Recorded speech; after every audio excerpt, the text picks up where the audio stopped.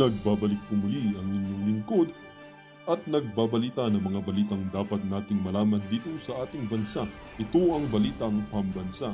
Atin ngang matutunghayan sa channel na ito kung ano ang nangyayari sa loob ng ating gobyerno at syempre tumutulong na rin sa ating mga mamamayan na malaman ang katotohanan dahil mayroon tayong karapatan na malaman ang tunay na nangyayari sa ating bansa. Ngunit bago natin panoorin ang balita, huwag niyo pong kakalimutan na mag-subscribe sa ating channel at pindutin ang notification bell para lagi kang maging updated sa ating mga bagong videos na ina-upload araw-araw. At sa ating mga solid viewers naman dyan ay maraming salamat naman po sa walang sawang pagsuporta. At syempre, huwag din pong kakalimutan mag-iwan ng like at i-share ang ating mga videos. At kung mayroon ka naman pang opinion, ang ating comment section ay bukas para sa inyong mga hinaing. Ito na nga mga kaibigan, ating panoorin ang buong video. Salamat po muli and God bless!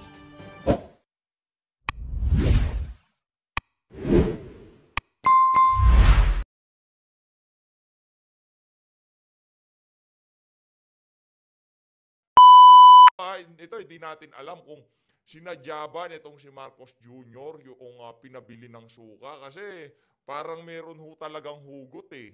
Meron ho talagang hugot tong si Marcos Jr. Pakinggan niyo ho ang sasabihin dito nitong si Bangag. Pakinggan niyo. Mga iba na naging kandidato nag-deliver lang mga iba na naging kandidato nag-deliver lang yata ng suka nabigyan na ng certificate of candidacy.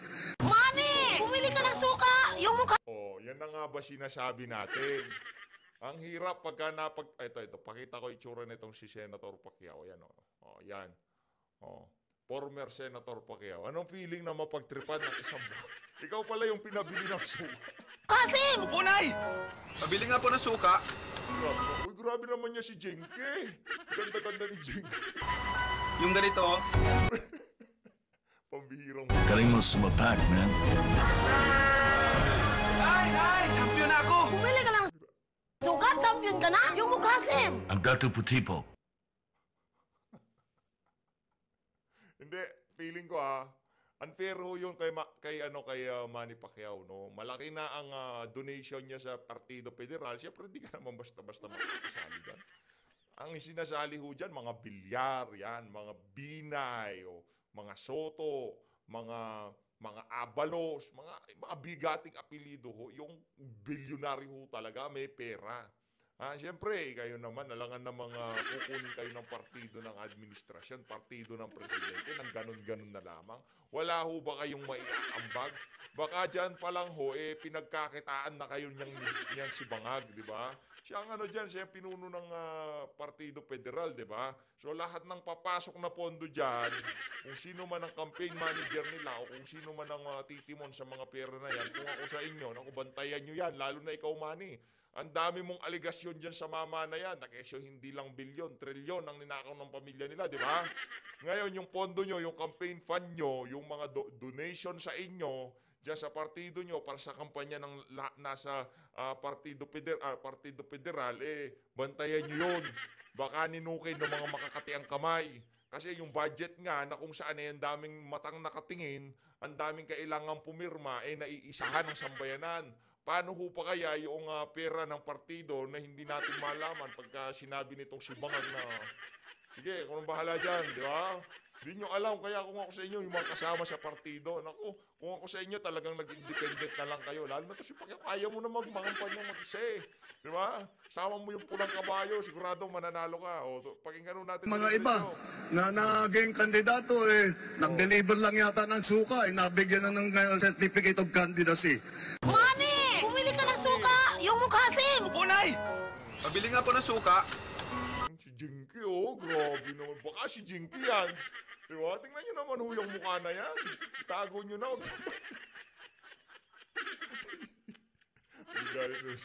Meron na naman akong naalala. Patoy. Yung ganito.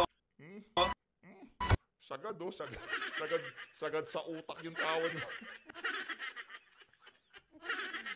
Kung ako sa'yo, balik mo lang yung mga racket mo dati.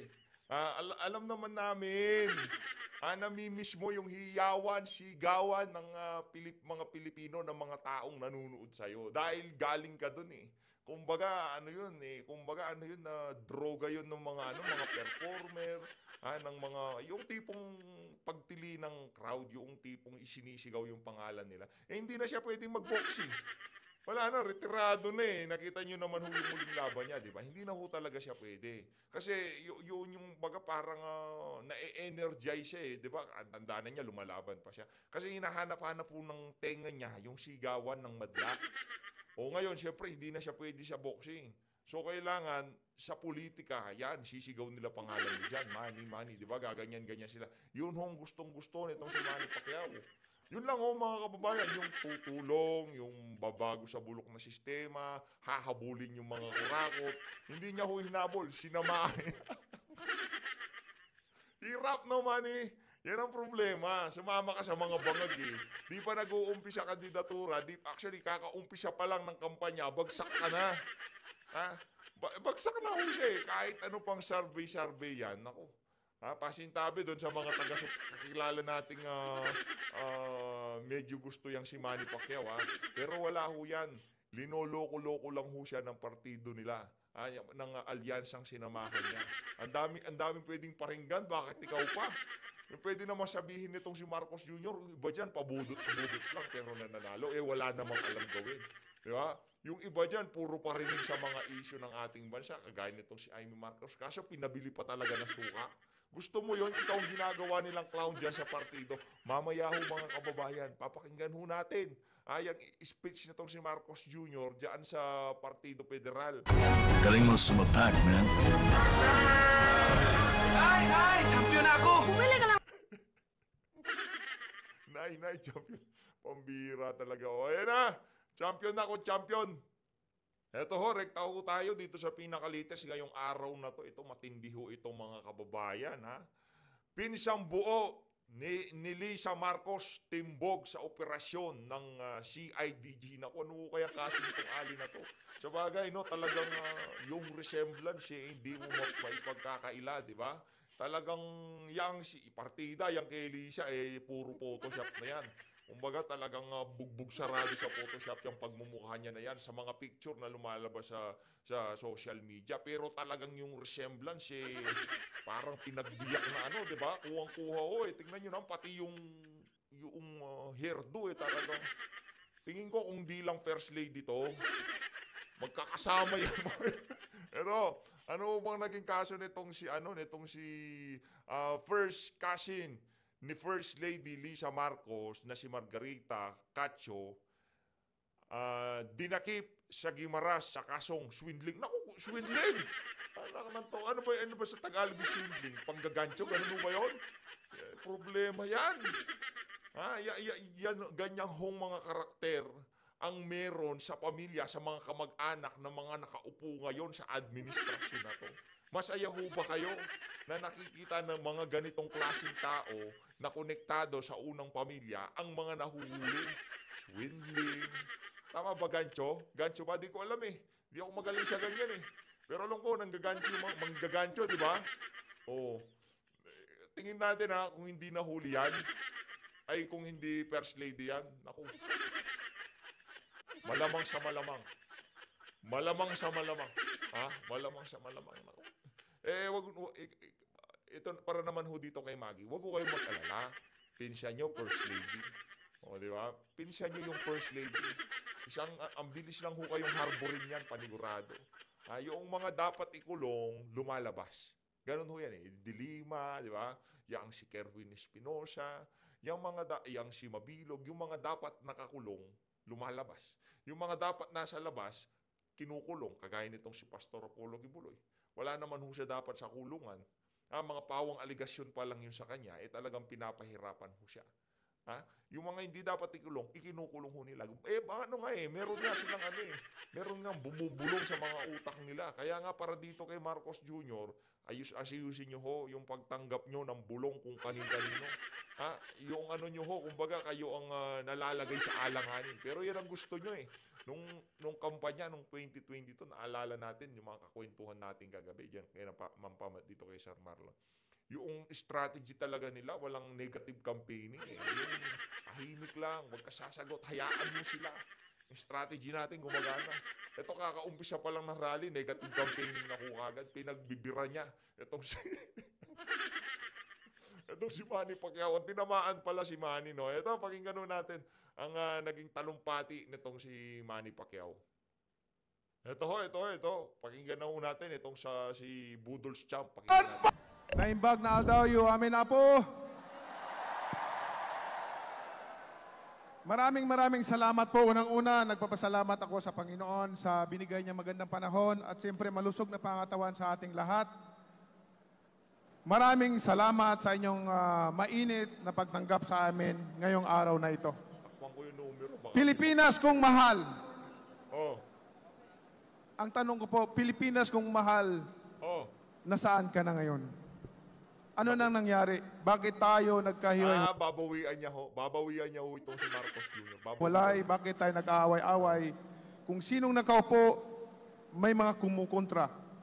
Ang programa ng ating Pangulo ay napakaganda. Doon sa bagong Pilipinas po, kasama po doon, ang isa sa nagustuhan ko, yung sustainable livelihood. Sustainable livelihood at saka pabahay. Sustainable livelihood saka pabahay. Nasaan yung sustainable livelihood? Itinago mo, kinuha mo, linagay mo na sa Jensan. Yung pabahay, nasaan na? 6 million pabahay. Nasaan na? 1 million kada taon. Nasaan na? Gumana na yan, Brad. Madami nang nabudol yan. 31 million na Pilipino ang nabudol noong 2022. Presidential election. Yung mga sinasabi mo na yan. Kaya, por favor, mag-unos dili ho kayo. Huwag nyo na hong banggitin yung mga kasinungalingan na yan sa harap ng sambayan ng Pilipino. Hindi ho, kumbaga, hindi kayo magkakaroon ng advantage sa kampanya na yan kung yan ang mga ibibida nyo. Livelihood, pabahay ni Marcos. Yari tayo. Alam nyo po, bago ko ituloy yan, topic na yan, gusto ko lang po sabihin sa inyo na ako'y natutuwa at masaya dahil sa naiambag kong karangalan sa ating bansa. Nako, at ang bansang Pilipinas. At doon sa naiambag mo na yon, dapat ka talagang palakpakan at pasalamatan. Ayan papalakpakan ka namin. Pagdating sa boxing, walang question dyan. Idol ka dyan. Ikaw ang number 1 sa puso ng bawat isang Pilipino. Pero pagdating sa politika, nabigyan na ho kayo ng pagkakataon. 6 na taon. Ano hong ginawa nyo sa Senado? Ngayon, babalik na naman ho kayo. Para saan? Para himudin ang tumbong nitong si Marcos Jr. Para pagka inumpisahan ang impeachment at kayo ang tumimon dyan sa impeachment na yan, kayo ang nagsilbing senator judge, siyempre galing kayo sa Partido Federal. Ngayon pa lang, nakita naman ho namin kung anong karakas na meron kayo, di ba? From trillion, billion na magnanakaw ang mga Marcos, ngayon nakakabilib yung livelihood at pabahay. Palakpakan ho natin. At ang bansang Pilipinas, nakilala hindi lamang dito sa buong Asia, kundi sa buong mundo. Bilang Pilipino, proud na proud ako. Proud na proud ako dahil nailagay natin sa mapa ang ating bansa. At ang nais ko sana na tayong lahat nagkakaisa para sa isang pangarap. Isang pangarap na umasinso ang bawat Pilipino, ang bawat pamilya. Alam niyo po, ako'y nalulungkot sa dami ng problema ng ating bansa. Maraming mga Pilipino na parami ang walang trabaho, maraming nagugutom. Yan na nga ba sinasabi ko, babawian niya ho yung si Marcos Jr. Babawian niya ho. Partida nasa administration lineup siya. Ngayon sinasabi niya, ang daming nagugutom, ang daming nahihirapan. Sino bang boss? Sino ba ang pinuno ngayon sa pamahalaan? Kasama mo dyan sa Partido Federal. Bago mo ibuka ang bibig mo sa mga ganyang klaseng pagtitipon, siguraduhin mo munang nakinonsulta mo ang presidente. Tinanong mo siya, bakit ang daming nagugutom? Bakit walang trabaho ang mga Pilipino? Tanungin niyo siya, para hindi ko kayo nagbubukang tanga dyan. Di ba?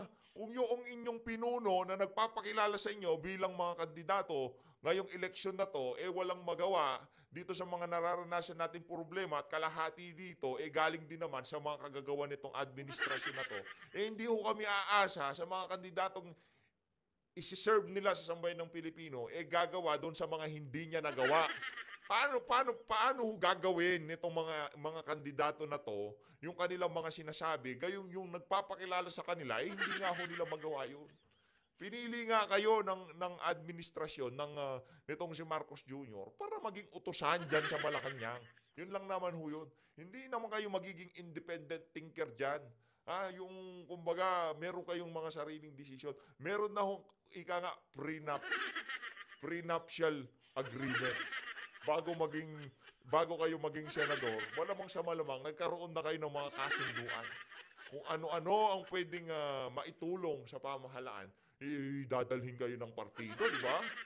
Ano naman para sa partido ang makukuha ng partido kung sakaling maupo kayo? Yun. Pero, dito sa mga kandidato nitong si dating Pangulong Rodrigo Duterte, wala akong ganon. Nandun lang ho tayo sa katuwiran. Doon sa tama, sa katuwiran lang ho tayo. Kung ano yung tama, dapat yun ang gagawin.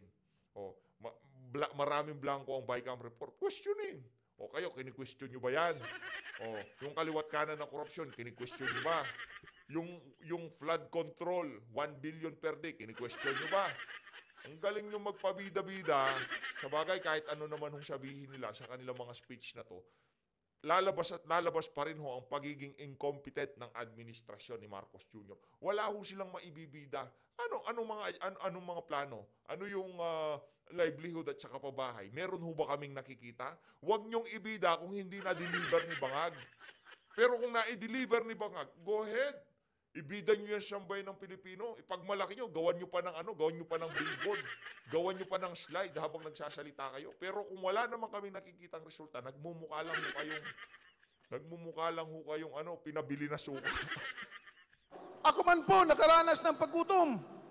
Galing po ako sa pinakamahirap na pamilya, natutulog po ako sa kalye. Ayan, marami pa ako mga kasama dyan na buhay pa. Saksi sila na ako, natutulog sa kalye. Ang sapin ko, karton lang. Naranasan ko po yun. Kaya ganun na lang ang aking concern sa ating mga kababayan na naghihirap.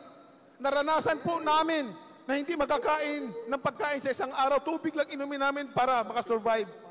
At yung moment na yan, hindi ko makalimutan sa buong buhay ko. Doon sa mga experience mo na yun. So, naging mahirap ka ngayon. Ihahawon mo sa kahirapan ng mga kababayan natin. Yun ba gusto nyo sabihin sa amin? Walang niya kayo. Ang bubudol din. Natawa. Nagka-6 na taon doon kayo sa Senado. Anong nagawa nyo?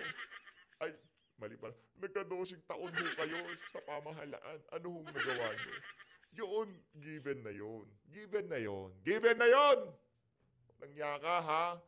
Binigyan mo ng napakalaking karangal ng Pilipinas. Kung ginawa kang senador, ano na yun, kumbaga pasalubong, kumbaga pasasalamat ng sambayan ng Pilipino. Okay na yun. Naka-12 taon ka na. Okay na yun. Pahinga na ho kayo. Di ba, nagtapos kayo ng termino nyo? Nagtapos ba siya? O tumakbo siya ng Hindi, basta, kung yung pagiging senador mo, regalo yun ng sambayanan. Pero ngayon, nakita na namin, kailangan na ho namin ng bagong set ng mga senador na kung saan, hindi ho basta-basta pwedeng mabudol lang. Habang ako'y nabubuhay, talagang tumutusok sa puso ko at naalala ko palagi tuwing may nakikita akong mahirap. May isang pagkakataon po kasi nangyari sa buhay namin. 1:30 ng hapon, ang kapatid ko, ngayon gobernador na po siya, asawa ng Panginoon, gobernador po siya ng Sarangani, 5 years old pa lang po yon. At umiiyak na 1:30 ng hapon, walang almusal, walang pananghalian. Humihingi ng pagkain, mama, pagkain, gutom ako. Kami, gutom na rin kami. Pero ang sabi ng mama namin, ni Mami D, mga anak, ano magagawa ko? Wala akong pera pambili ng pagkain. Uminom lang muna kayo ng tubig. Baka mamayang gabi makahanap din ng pagkain. Yung moment na yan, na hindi ko makalimutan, habang ako'y nabubuhay at tuwing may nakikita akong mahirap dito sa ating bansa, tinutusok yung... Binubola mo naman kami, brady. Pilantropo ka na. Eto, totoo ha, kung mahusay ka, kung meron ka talagang pangarap sa sambayan ng Pilipino, at talagang alam mo gagawin mo sa Senado, okay. Senador ka. Kung may paninindigan ka, kagaya nitong si Atty. Vic, hindi siya basta-basta nabibili. Meron kang galing, kagaya nitong si Pastor Apollo Kibuloy. Ha? Meron kang tapang, na kagaya nitong si Kong Dante. Mag-senador ka, kaya nila eh. Alam nila gagawin nila. Senator ba to? Alam nila gagawin nila. Pagpasok nila sa Senado, hindi sila yung patalon-talon kung ano-ano yung bandwagon sila, kung ano yung pinag-uusapan. Wala silang sariling... ito kasi meron silang mga agenda, yung mga kandidato natin. O, yung oversight function ng Kongreso, gusto nilang palakasin. O, itong si Pastor Kibuloy, naku, ano ho yan? Development ho talaga at yung mga magnanakaw na may kalalagyan kayo kay Atty. Vic Rodriguez, bababaan ang threshold ng plunder. O, madami hong magugurgul dyan, tapos death penalty sa mga politiko. Ngayon, kung ikaw talagang para sa malinis na pamahalaan, pagka merong panukalang ganon, dapat lundagan, pabilisan ang boto. Ako, suportado ko yan kasi di ako magnanakaw. Ngayon, kung sakaling maupo itong mga kandidato natin at merong nagpanukalang gano'n na tawag dito, parusang bitay sa mga government official na magnanakaw, doon ho natin masasala. Ngayon kasi sinasala na natin eh. Kumbaga nakikita na natin kung sino yung mga may saltik sa utak, yung medyo matino at yung tipong walang paninindigan. Nakikita na ho natin ngayong mga panahon na to. Pero, pag dumating ho yung punto na nagpanukala na itong ating mga kandidato, nagugurgurin lahat ng politiko na kurakot sa Pilipinas. Naku, doon ho talaga natin makikita. At sana markahan ho yun ng ating mga kababayan. Yung puso ko, gusto ko silang tulungan, gusto kong paunlarin ang bansa natin.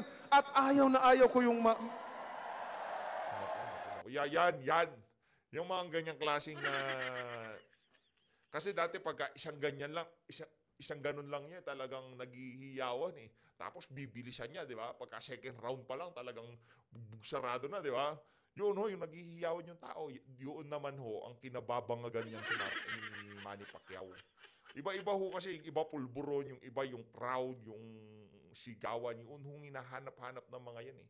Yung mga atletang, ang dami nang napatunayan, pero bakit kailangan pa nilang gawin yung mga bagay na yan? Pilantropo ka eh. Namimigay ka, hindi ka pa nga senador, di ba? Ang gandang tingin, grabe naman itong si Senator, itong si Manny Pacquiao. Talagang kahit na hindi siya politiko, yan ang magandang halimbawa ng isang tapat na Pilipino at mahusay na Pilipino, di ba? Pero pagka ikaw nagpolitiko ka at ginawa mo yung ginagawa nitong si Lito Lapid, paupo-upo ka lang doon. Isa ka pang pinapasweldo, minayupa ka, wala ka namang ginagawa, wala ka namang alam gawin doon. Wag na lang. Maraming nakakaintindi sa kahirapan. Dahil lang hirap, talagang nakikita yan ng aming mga kandidato. At kung ikaw nakikita mo yun, nakikita mo yung kahirapan, pero ano kung ginagawa nyo? Di ba? Hindi naman natin sinasabi dito na walang karapatan itong si Senator Manny na magsuot ng kung ganito, ganyan. Pero pag pumasok na kayo sa politika, makita nyo naman ho yung lifestyle ng mama na yan. Pero hindi nyo ho masasabi na grabe naman itong si Senator Manny. Talagang nararamdaman niya ang damdamin ng mga mahihirap natin mga kababayan. Parang iba na ho eh. Kung ikaw wala sa politika at nagsuot ng mga, 'di ba, mga magagarbo kasi hindi mo hinihiwas, hindi mo hinihipo ang pera ng sambayan ng Pilipino. Okay lang eh. Tapos mamigay ka ng pera sa mga kababayan natin, kung kahit ano pa yung relo mo, sasakyan mo, jet mo, walang pakialam din sambayan ng Pilipino eh. Pero once na ikaw pumasok ka sa politika at sinasabi mo para ka sa mga mahihirap at makikita ka ng ating mga kababayan kahit na alam naming mayaman ka, ang pangit to at ang salwang tingnan. Kaya kung kayo gusto nyo lang tumulong sa ating mga kababayan, sa dami ho ng pera nyo, kahit hindi ho kayo pumasok sa politika, makakatulong ho kayo. Yun yung atin doon. Ha? Nagkamali ho kayo dito sa isa na to, Senator Manny, sa totoo lang. Ako, hindi naman talaga ako galit dito sa mama na to eh. Malaki talagang karangalan na hinatid sa ating bansa. Ngayon, pinabili siya ng suka ni Mami Di. Ayan, nasa Partido Federal sa tuloy. Ayaw ko na maiiwanan sila. Kasi at the end of the day, mga kababayan ko, kahit ano man kalaki ng pera mo, kahit ano pa kalawak ng lupain mo, kahit ano karami kayaman mo dito sa lupain, sa lupain, sa atong mundo. Pag tayo'y namatay, lilipas din tayo at iba na rin nagmamay-ari niyan. Totoo naman Yan ho po ang reality. Yan po ang reality na pag tayo nawala na, lilipas din tayo at iba So anong point mo? na rin nagmamay-ari na hindi na tayo nagmamay-ari niyan. But as much as possible, makaiwan tayo ng legacy. Legasiyan na hindi tayo makakalimutan at magkakatulong sa mga henerasyon pang darating. Oh. Kanina mahirap, ngayon papunta na tayo sa legacy again. Ganda ng ano natin, yung transition ng mga topic natin, ha? Talagang baka nakikijamming ka na, ha? Yun po, napanawagan ko sa buong sambayan ng Pilipino na magkaisa tayo sa isang advokasya, sa isang adhikain, na tayong mga Pilipino ay umunlad at umasinso. Katulad ng mga karatig bansa natin na dati sa atin nagtatrabaho. Oh. Dumadayo tayo tinitingala. Ngayon, tayo ang pumupunta at nagtatrabaho sa kanila. Oh. Bayan, gumising tayo. Ba, kung ganun pa lang gusto mong mangyari, Senator Manny, hindi yung yung pagtakbo, yan yung pinakahuling option na pwede mong gawin para mabago itong sistema na to. Ikaw napaka charismatic, influential na personalidad sa ating bansa. Alam nyo, kahit hindi ko kayo tumakbo sa politika, ang dami nyo kong magagawa sa totoo lang. Pag nagsalita kayo against corruption, naging vocal kayo sa mga kabalbalan ng administrasyon na to. Sabihin ko sa inyo, Senator Manny Pacquiao, laki ng pasalamat na sambayan ng Pilipino sa inyo. Yung pagtakbo nyo na yan versus dun sa hindi kayo tatakbo at magiging vocal kayo na pupunahin ang mga kabalbalan ng administrasyon na to.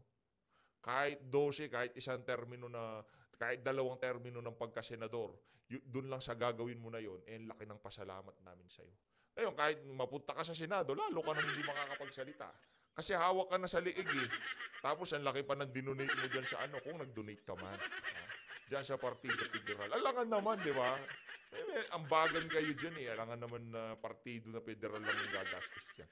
Meron kayong dyan, kumbaga, bakas-bakas tayo. Magkano sa akin? 20 million ako, 30 million, 40 million. Ganun mo yan eh.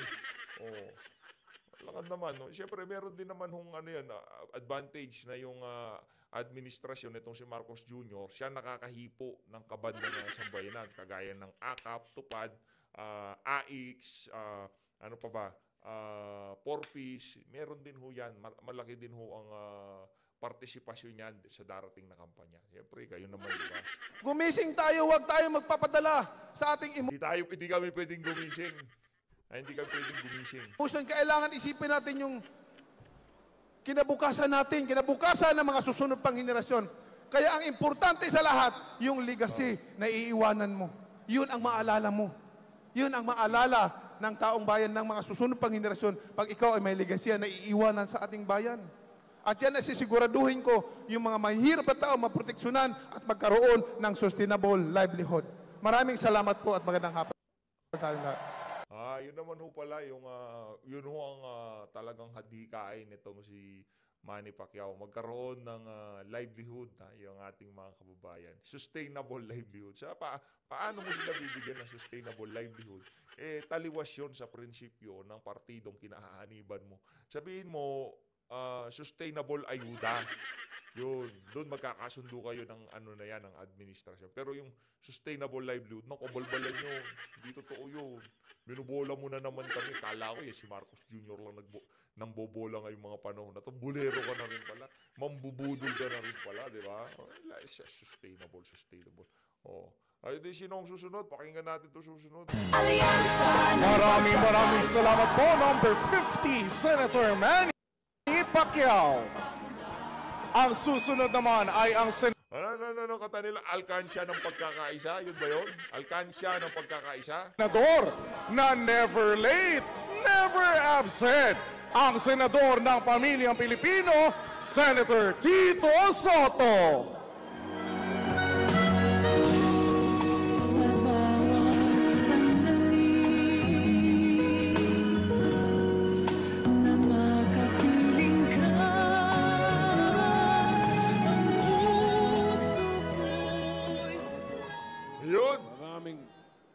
Maraming salamat po. Magandang hapon, mga Dabarkad sa Ilocos Norte. Noong unang panahon, Once upon a time, sabi nga, ako po'y naging vice mayor ng Quezon City. Nakita ko noon, ang daming kulang sa local governments. Hindi po nila magamit ang calamity fund nila kung hindi magdideklara presidente. Walang family courts sa Pilipinas. Ang shabu, regulated drug. Tumuntong po ako sa Senado noong 1992. Kinreate ko yung Philippine Drug Enforcement Agency. Yung calamity fund, Brad, hinay-hinay ka, ha? Yung mga kasama mo dyan, nagpupulburon. Makapagtulong-tulungan ka pag nakatalikod. Ikaw pala gawa ng PIDEA. Binago ko po yung local government code, inilagay ko sa local government na pwede na sila ang magdeklara. Pati po yung mga family courts. So, yung mga napunhan mo na yon sa kakulangan ng pamahalaan ng mga panahon na yon, okay na ho yun. Napunahan na yung mga yun. Ngayon, nagawa niyo na trabaho niyo, huwag niyo sasabihin sa amin na marami pa kayong gagawin. Dahil nung panahon ni Tatay Digong, naging Senate President pa ho kayo. Kung meron pa ho talaga kayong maibubuga, dapat noon pa lang binugan nyo na lahat. Pero ngayon, hihingi na naman ho kayo ng 6 na taon sa amin. Bibigay na lang namin kay Congressman Marcoleta, kay Senator Bato de la Rosa. Okay? Sa buong Pilipinas. Ngayon po, yung mga city... Wala akong galit dito kay Tito Sen, ha? Wala tayong ano dyan. In fairness, nung naging Senate President yan, isa yun sa mga naging nakita nating matinong Senate President. Pero hindi natin iboboto yan. Mas iboboto pa natin itong si Senator J.V. Hinlo. Marami pong municipality na ginawa nating lungsod. 67, nung tumuntong ako senador. Paglipat ko, 100 plus na at ginawa ko po yung 33. Ngayon, tuloy mo. Nabitin eh. Ngayon, pagbalik ko po ng 2010, nakita ko, wala pong mental health law. Nako. Maraming kakulangan ng mga doktor sa Pilipinas. Ginawa ko po yung mental health law. Ginawa ko rin pong libre ang pagiging doktor ng isang Pilipino. Free medical scholarship sa buong Pilipinas. Libre tuition fee, libre libro, libre ang lodging, may allowance pa. Kailangan dumami ang doktor sa Pilipinas sapagkat pinagdaanan natin, ginawa ko rin yung Bayanihan 1, Bayanihan 2. Marami pong kailangan na doktor, bagamat nabigyan natin ng ayuda kahit papano ang mga nawalan ng trabaho. Ngayon naman, kailangan po ng tulong ni President Bongbong Marcos. Kaya Anong tulong ba kailangan niya? Hawak doon sa bendihadong lalagyan ng pulburon? Nako, ang dami na nga umahawak, kaya nyo na. Papatulong nyo pa sa ating mga kababayan. Ayun na nga mga kababayan, dito na natin tatapusin. Baka meron pang mabulat kung si Tito Soto no? Bigyan nyo na lang kay Congressman Rodante Marcoleta. No? Sa mga kamag-anak nyo, i-kampanya nyo ho yung ating mga kandidato. Nandyan ho sila sa Gedli, no? Nandyan na yung mga ayan, updated na ho yung mga numero. Yan si Attorney JV.